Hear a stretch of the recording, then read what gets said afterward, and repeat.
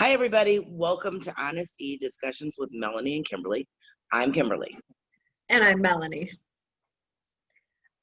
Today is episode 6. Before we get started, we wanted to tell you to subscribe and like. Subscribe does not mean you have to pay for anything. It just means you click a button, and it just means that YouTube will let you know when we have a new video up. It doesn't mean you have to do anything. So wanted to get that out of the way. Kimberly, we were talking about something a couple weeks ago where there was a perception that one of the reasons that that Black people have so many issues still now and get in trouble a lot, etc., is because they're not working because they're lazy. So why is there a perception that Black people are lazy? See, I don't know why there is a perception that Black people are lazy. I don't understand it. I think that maybe that would be something similar to how Trump does his debate, right? Where the question is asked or somebody says something like, oh, well, that's because Black people are lazy. And then someone goes, oh, yeah, Black people, yeah, they're lazy. And then it just carries on through spoken mouth. Because historically, Black people haven't been lazy, because for 400 years, Black people in America have been oppressed. So when you look at it that way, who were the slaves? Black people. Were they lazy being slaves? Absolutely not. Did they have to be slaves? Absolutely did. Now, when you look at so many Black people being unemployed, it's easy to go on TV and it's easy to go into media circles and it's easy to go into conversations and say, well, that's because they're lazy. No, that's because of systemic racism. You're denied the job because if someone with a Black sounding name sends a resume into a company, the company takes the resume and throws it off to the side. We won't hire an Imani. We won't hire a Lashonda. We won't hire a name that's Aisha. We're not hiring them. And so I think I don't know if I told you this story or not, but there is a company that's changed its name that used to make copies. And so in this company, a person that I knew went to get employed, sent the resume in, they called them in, everything was, way to go. And it was a great job. The salary was amazing. There was a company car. There was proceeds off of each store that I think it was like for a regional manager. I don't know the title of it, but whatever it was, there were multiple stores that person would be responsible for. And you got a receipt off of the stores at the end of the day in commission. So company car, receipts off the store, a salary, travel expenses, gas, the whole 9 yards. It was everything. But when that person with their non-Black sounding name showed up to the interview, big, dark, and tall, it was like, oh, wait a minute, this can't be you. It's like, but it is. Oh no, this cannot be you. It's like, but it is. I'm qualified. You on the phone, everything was great. Everything was fine. Everything was cool. I was just coming here for a formality to say hello and shake hands. And it was a 360-degree turnaround. Not only did he not get the job with no real good explanation, it was, oh, I'm sorry, that position's been filled. And it's like, by who? I was just coming to shake your hand to take the job. Who filled it in that 30 seconds from me walking in the door? But see, that's what happens a lot. And so, in my opinion, which, is just my opinion, but I'm sure it could be based in fact, many times Black people are denied the job. Many times, or they'll say, well, we couldn't find any Black qualified applicants to fill the position. And it's like, because you didn't look. or because you didn't want to. But that's where you keep going back to systemic racism. And people say, oh, it's a crutch. You can't say everything's racist. When it is, though, it is. Yeah. You know, Yeah. it's not that everything is, and a lot of stuff is. It just yeah, and there's certainly, you know, there's plenty of white people who are, you know, we were talking before about, you know, people who are on welfare, and there's, you know, people who work really hard and just can't make the ends meet because of whatever, and that's a problem in America just for people. But I think that there was an implication in an exchange I was having with someone on Facebook about, well, you know, slavery ended 160 years ago, and they, you know, you can't keep using that as an excuse, and, you know, if you're not working and you're getting in trouble and you're, you know, it's like these bad things are going to happen to you, and it's like, well, but could you do some research and find out why it's so difficult for someone who's Black to get a job? And even in the you know, what you're saying is for that particular person you're talking about, it's like, obviously something about how they sounded on the phone led the person to believe that maybe they were white, and then they had the job in the bag until their face showed up. So that has nothing to do with being lazy. That just has to do with being denied. The word lazy should be replaced with denial. Yeah. And the denial comes when you look at how things operate here. The majority of companies are not owned by Black people. Right. So the majority of hiring, people with hiring authority are then not Black people. Right. And so when you look at it that way, and then you say, for all the affirmative action came about not because it was a handout, because it was something deserved. It just meant you can't be denied. A lot of people like to say, oh, they only got that because of affirmative action. Well, great. However it worked, they finally were able to get a foot in the door and become the person that everybody else had the opportunity to become. So when you start talking about throwing out something, oh, lazy, oh, you're just lazy. No, you worked really hard to try to get a placement. You got denied your loan for your housing because of systemic racism. You got denied the job. Just when you look at the homeless, you know, if you ever talk to somebody who's homeless, which I've done sometimes, not all of them, but you know, some people, it's just like, why are you out here? Why are you begging for money? Like, what is your deal? You look healthy to me. Go get a job. And one thing somebody said that really stood out to me, I can't turn in a resume that doesn't have an address or a phone number. Correct. And it blew me, because I was like, whoa, I didn't even think about that. You can't get mail. You can't say, call me and let me know when I get the job.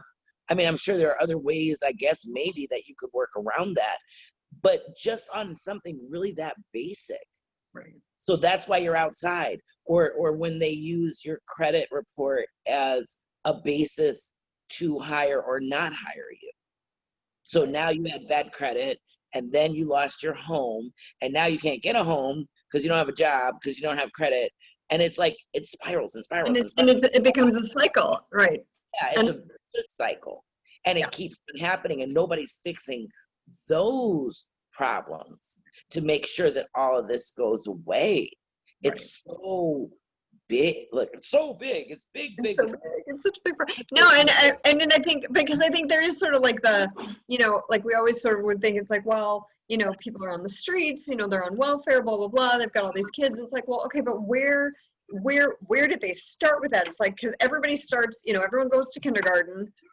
Pretty much everybody, you know, you got to go to school till you're 16, but then circumstances at home may be causing, you know, it's like maybe there's not two parents, and maybe one of the parents, you know, one of the kids has to start going to work and then there goes the opportunities, because maybe the mom wasn't able to get a good job, so now the kids have to work, and then people don't get to go to college, and it's not. And you see veterans who fought for the country who are on the street. It's like, how'd you end up on the street when the Army takes care of their own? Like, how are you a veteran and a decorated veteran, and you live outside.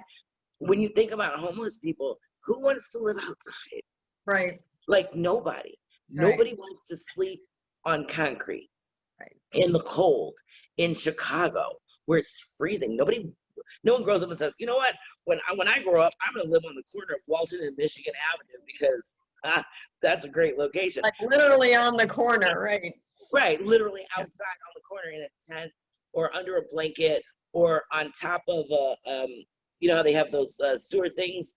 I Yeah. don't know what you call them, but you know when the steam comes up and that's their heat. It's like nobody wants that. It's nobody's dream. You But know, can we go back somehow they fell, and nobody picked them back up. right? Can we go back to like all the way back though?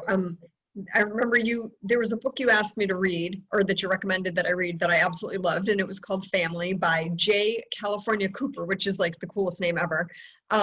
And it was a complicated book with a bunch of characters, and it took a turn that I wasn't expecting, and it walked this family through, you know, the woman was the slave and what happened to her kids and what happened to the master, who also was the father of some of her kids, and some looked black and some looked white, and you know how she was able to manipulate advantages for one of them and not the other one. And then towards the end,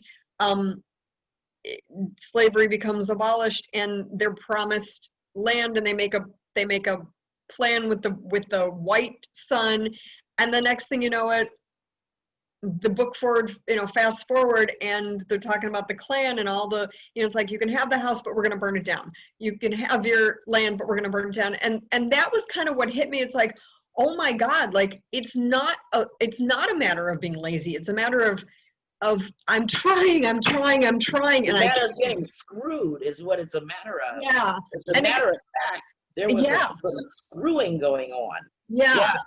And it just, And I think people feel like if you just work hard like the white people do, you know, which, not to say all white people work hard, but it's like, but I think the perception is, if you just work hard, if you just, you know, do well in school, if you just do it like the white people do, then you'd be fine. And I'm like, I don't think that was ever an option. it wasn't. And let's go back. We're going to do our time warp. And go back when slavery ended. Black people were promised 40 acres and a mule. Right. If you go back before that, more and you go back to when the settlers came to America, they were given hundreds of acres of land for free that they already let's just point blank stole from the Native Americans. So you stole the land from the Native Americans in the first place. Atrocity number one. Then, as your friends came over, come on over. There's like free land over here. Come get it. So if I started off with, I don't know, 200 acres of land, that's great. What a great gifting start. And whatever I do with that, I could sell some, I could grow some things on some, you know, because this is way back when, right? There's no factories, it's none of businesses, none of that. But I can make a way with my land. I can have a home for my children on my land. There's lots of things I can do on my land.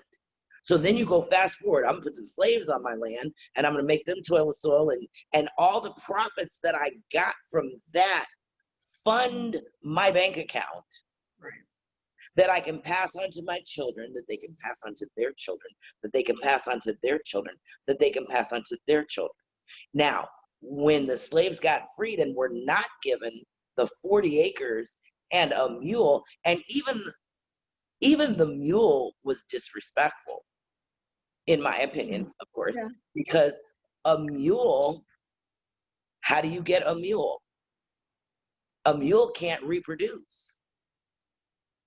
So you're given an animal that once it dies, that's it. Now, if you were given a horse, it could mate with another horse, and then you get another horse. So if you were able to work hard and buy another horse, you might be able to have 3 horses. Right. And then so on and so on and so on. But If you were given a donkey, the donkey could mate with another donkey, and then you could make more donkeys. But a mule is a horse and a donkey mixed together. It will never reproduce. So even with the promise that wasn't given, there was a denial. So and that's why there's such a conversation about reparations. Right. You said it was coming, it didn't come, hold you accountable. So that started it, no reparations. Now, I got to fend for myself and buy what I can if I'm allowed to get it. Right. Not allowed to get it. Well, darn, now I don't have it again. So I've worked harder than anybody because I just got freed from being a slave. And now I can't get what was, not only can I not get what was promised, 40 acres is far less than what the original settlers got. Right. And let's just say it's because there's less land now because people own so much of it. Let's just say. I also don't have the 250 years worth of finances that sit in my bank from the proceeds of not paying anybody to do massive amounts of labor for me. So now, still behind the 8 ball, but willing to try and catch up. But then you can't catch up because every single step is a denial. Now, there are some people who made it. Yes. There are some people who were free. Yes. There are some people who, despite all of the things put in front of them, were able to succeed. But can you imagine if they were able to succeed in the same fashion? Instead of being hundreds of thousandaires, they'd be trillionaires. And the people who are hundredaires might be 100,000aires. Yeah. You know, it's just like there's a difference between the 1% of white America and the I'm just getting by percent of white America. Some had, better breaks, some were able to do better, but then some were still profiting off of that slavery. So if you've got $1 trillion cushion sitting around, your advantages are different. Right. And I think so that's yes. Now that makes so much sense, because I think that there is just sort of this perception. It's like, well, they're just lying around in the projects doing blah blah. It's like, yeah, but how did they get there in the first place, and and why, and what did we, the white people, do now and 50 years ago and 100 years ago and 150 years ago? What did we do to cause that? And when you look at the history of the projects, it is just what it was called. It was a project. Yeah. Let's put this project like a science fair project. We're going to do a science fair project with people's lives to see if it works. And it did not work. And it didn't. I mean, it did and it didn't. It did and it didn't. So let's see what happens if we do this. Tinkle, tinkle, tink. There. Not so good. Okay, let's tear it down. Right. And then that's kind of how that, and originally too, the projects were basically made for immigrants. It was come in here, get yourself together, and then move on. It wasn't supposed to be a generational stuck situation. Right. So, a lot of the history is not getting the attention that it needs to have in order to figure some of this out. And it's easier to just say, oh, they're so lazy. Look at them. Just look at them. All that laziness and unruliness. Yeah. Because an idle mind is the playground for the devil.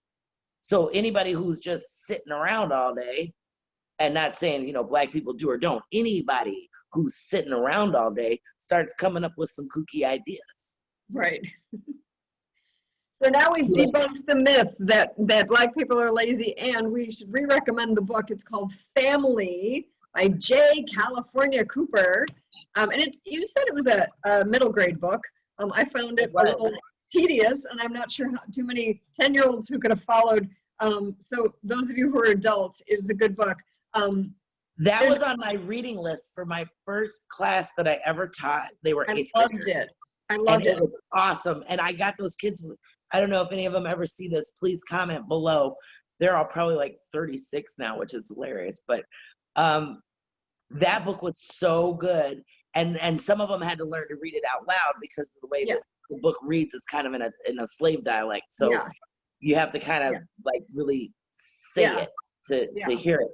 But there were so many twists and turns and ironies and And so that was, and it's people, and easy to read adults. It's only 100, like 200 pages maybe. I wanted And to read it again and write out the family tree, as it was fast. It's definitely a book I'm going to read again, because I put it down and I was just so like,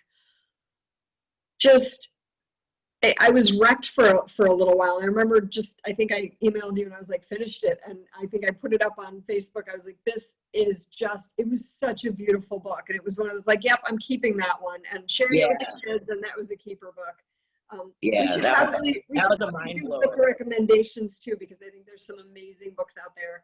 I just found on my Facebook feed, the hate you give. I think I must have read about a year ago, and that one blew me away. And that was like, everybody, absolutely, kids and their teenagers should read that book. That's an awesome book.